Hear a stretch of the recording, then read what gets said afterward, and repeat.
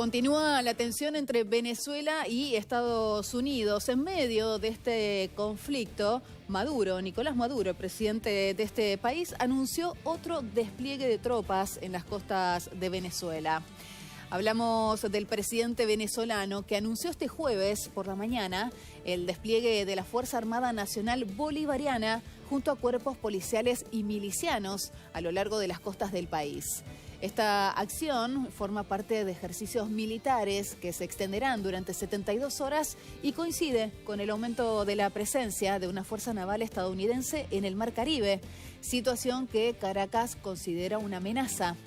Durante un acto transmitido por el canal estatal venezolana de televisión, Maduro informó que la operación abarca desde el estado Zulia, en la frontera con Colombia, hasta el estado Sucre, próximo a Trinidad y Tobago.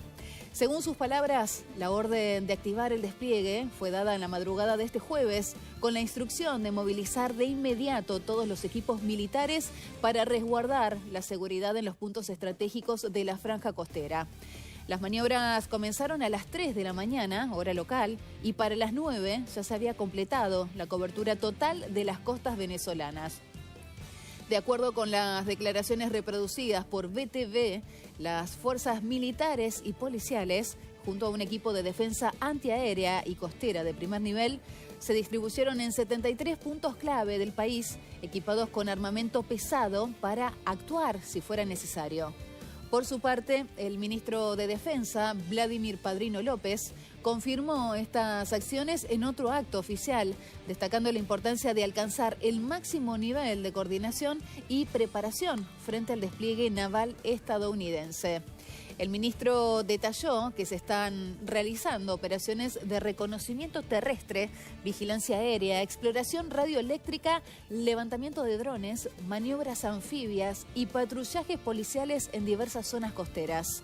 Finalmente, Padrino López advirtió que cualquier operación encubierta de la CIA contra Venezuela va a fracasar, en referencia a la reciente autorización del presidente de Estados Unidos para que la agencia lleve a cabo acciones encubiertas en el país.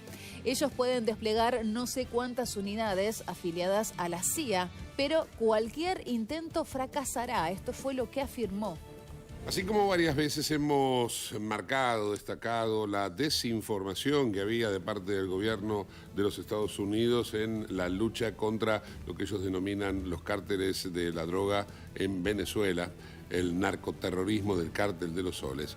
El día de hoy ha sido una jornada en la cual Trump en persona ha dado mucha información en una mesa de diálogo con periodistas que lo abordaron desde distintas perspectivas en lo que se refiere a esta acción que lleva adelante, porque ya podemos estar hablando de acción que se lleva adelante desde Estados Unidos en Venezuela.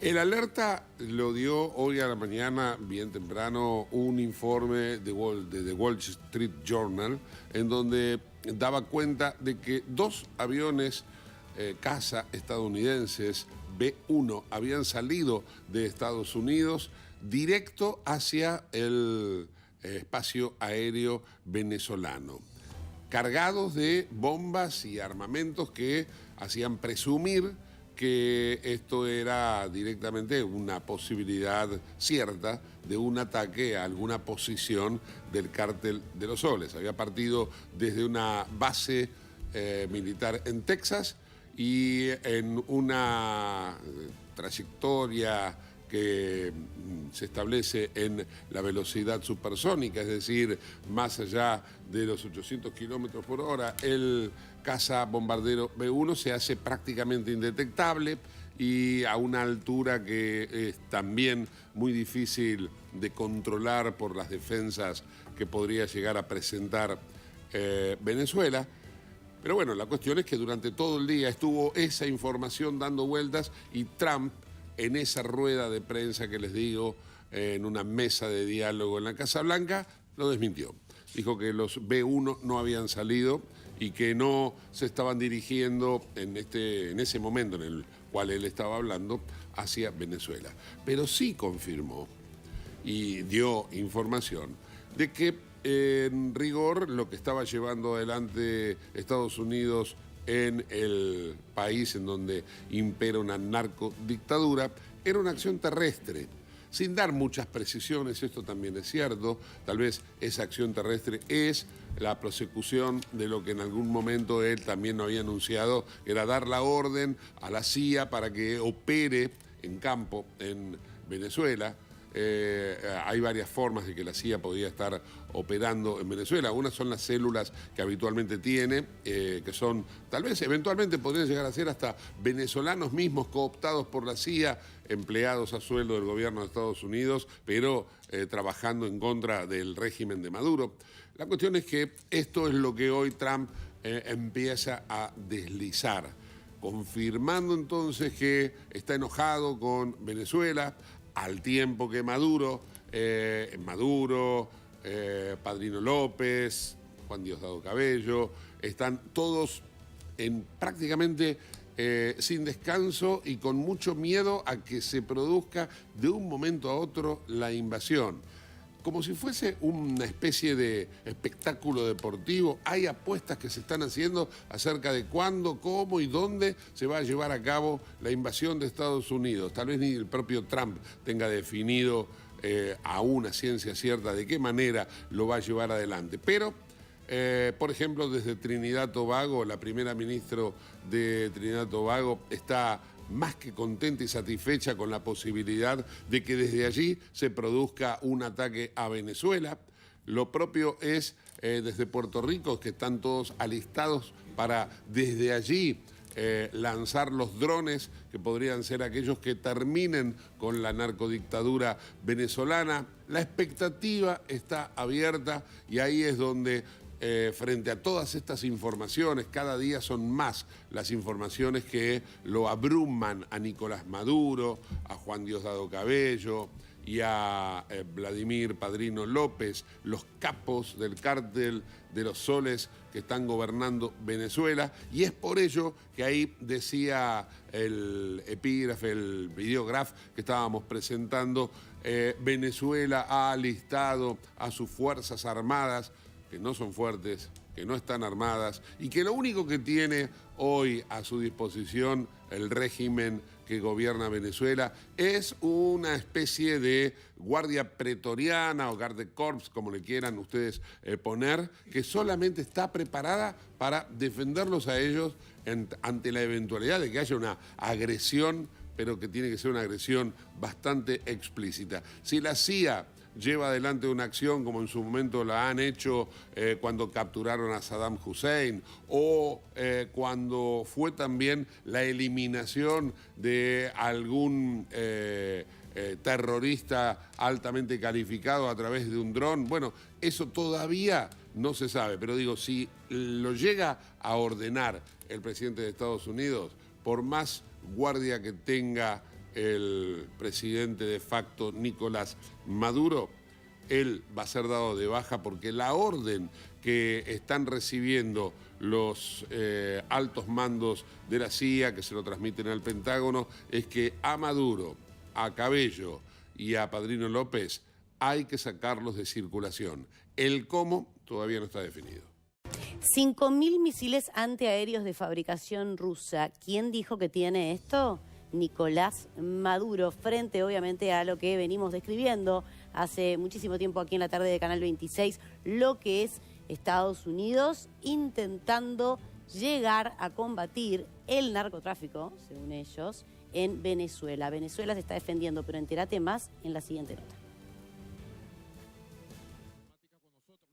El presidente Nicolás Maduro dijo el miércoles que Venezuela dispone de misiles antiaéreos portátiles de fabricación rusa para defender al país cuando denuncia una amenaza militar de Estados Unidos. Cualquier fuerza militar del mundo sabe el poder de los IGLAS y Venezuela tiene nada más y nada menos que 5.000 IGLAS en los puestos claves de la defensa antiaérea para garantizar ¿qué?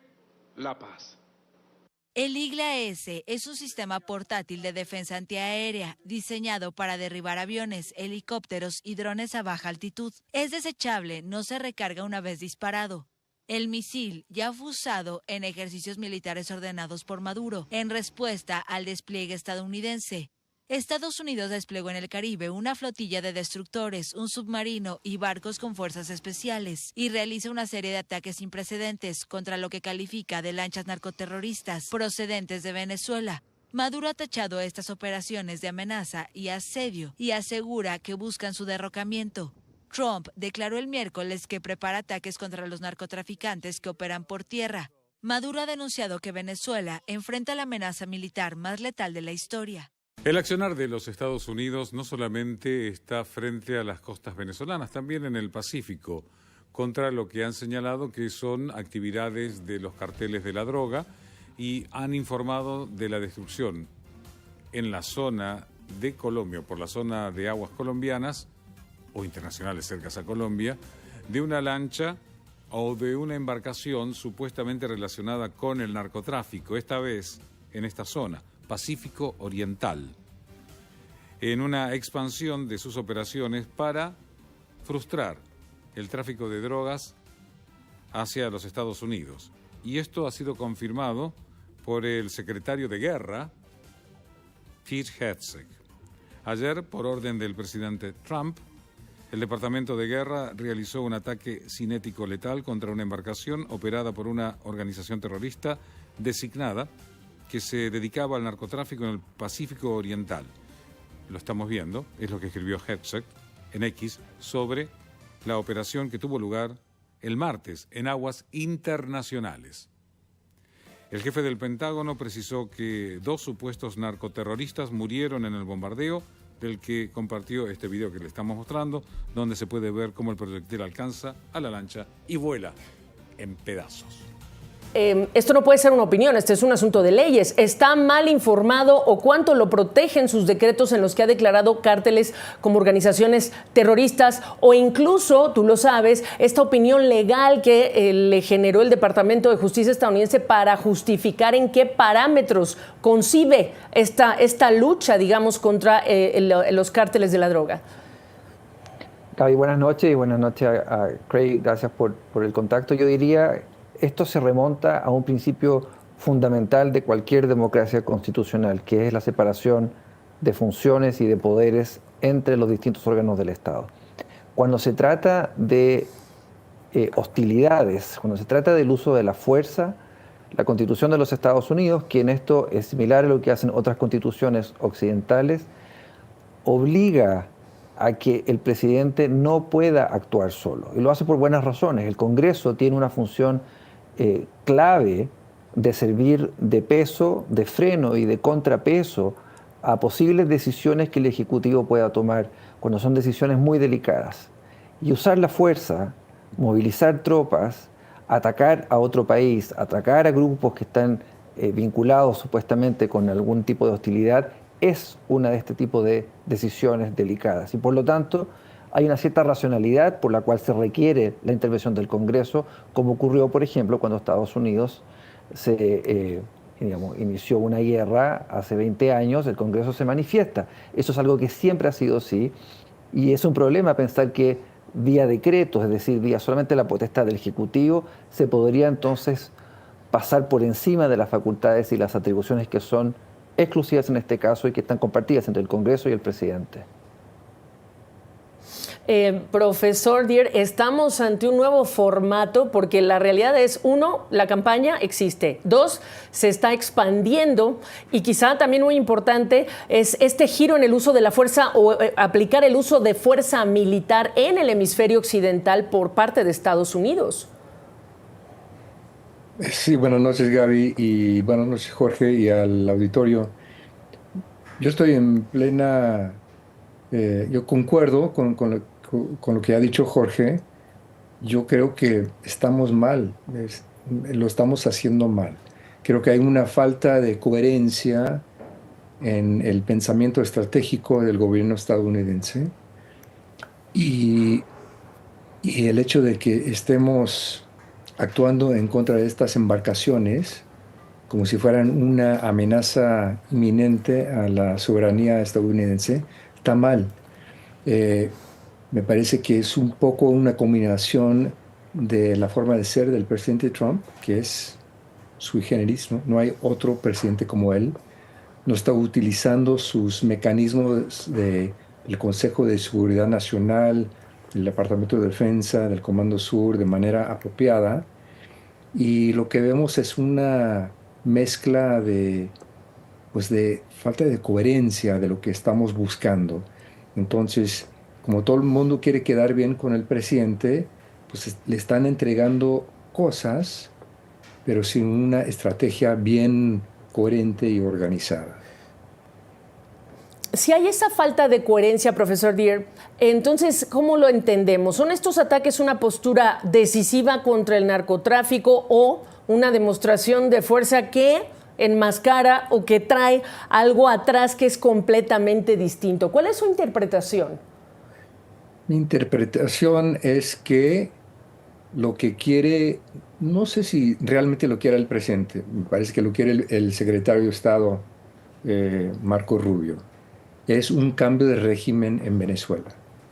Y esa política, yo concuerdo con esa política, pero no hemos sido francos con el pueblo americano ni con el resto del hemisferio de declarar nuestro propósito. Entonces estamos usando el pretexto de las drogas para atacar a estas embarcaciones que realmente, como decía antes, no representan una amenaza inminente a la soberanía estadounidense, en vez de decir lo que estamos buscando es un cambio de régimen, que el gobierno de Maduro es ilegítimo, que perdió las elecciones y que lo que busca el gobierno estadounidense es fomentar ese cambio y actuar en tal manera. Y como decía Jorge, pues buscar la autorización del Congreso para buscar esos objetivos. Y si al final de cuentas el Congreso no está de acuerdo y el pueblo estadounidense no está de acuerdo, está bien. Pero esa es la forma. No lo estamos haciendo bien. Ok.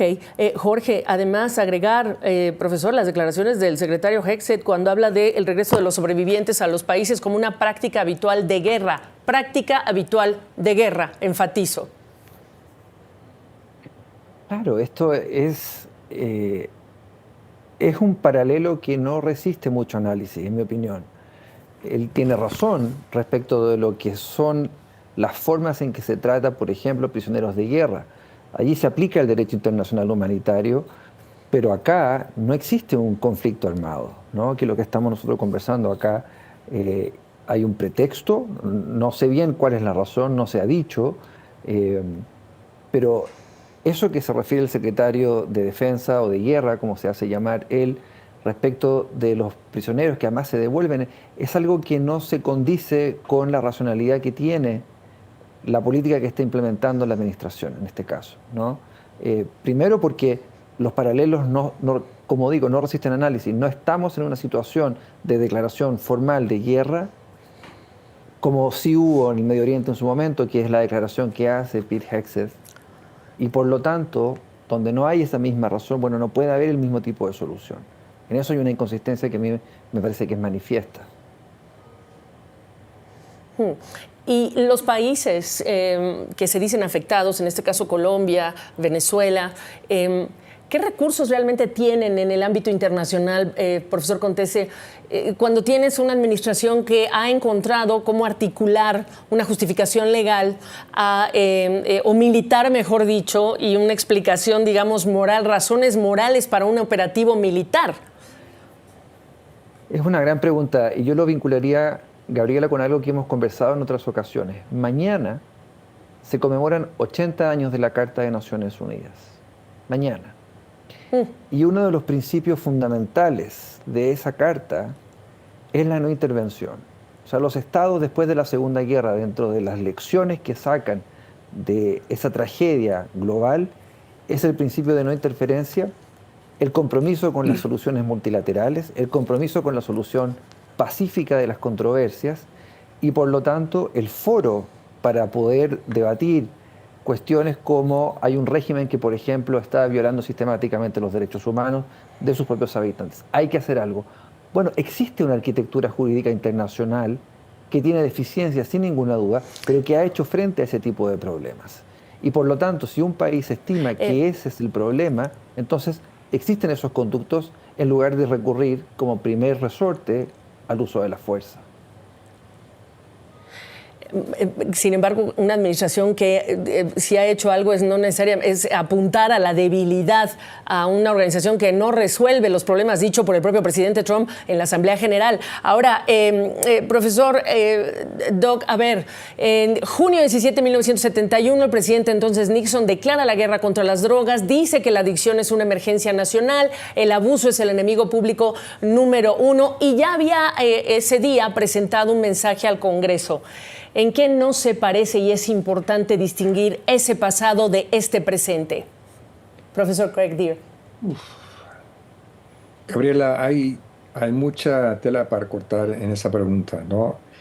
A mi juicio personal, la sociedad internacional cometió un gran error hace más de un siglo de declarar la cuestión del consumo de las drogas como una cuestión de criminalidad en vez de una cuestión de salud personal o de salud pública.